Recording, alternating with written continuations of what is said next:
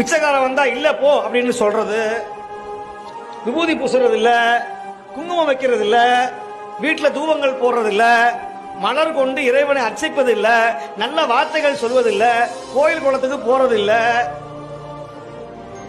இதெல்லாம் தினமும் நல்ல என்னங்க இப்படிதாங்க நாடே இருக்கு, அவன் தாங்க ஓஹோன்னு வாழ்றாங்க. நாங்க சாமியா கும்பிடுறோம், நாங்க நடுத்தரவில் நிக்கிறோமே, நீங்க சொல்றதெல்லாம் செய்யறோம், வேறு மாதிரியா சொல்றீங்களே சாமி. கடவுளே இல்லைன்னு சொல்றவன் தான் இன்னைக்கு பெரிய கோடீஸ்வரனா இருக்கிறானே. நீங்க கடவுள் கடவுள்னு கும்பிடுறோமே, நாங்க சாப்பாட்டுக்கே வழி இல்லாம இருக்கிறோமே.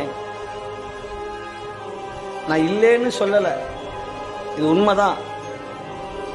ஆனால் அந்த கால நிர்ணயம்னு ஒண்ணு இருக்கு, கால நீதி தத்துவம்னு ஒண்ணு இருக்கு.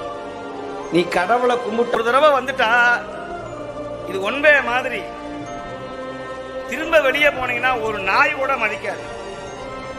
உங்களை யார் ருத்ராட்சம் போட சொல்லி கட்டாயப்படுத்தல.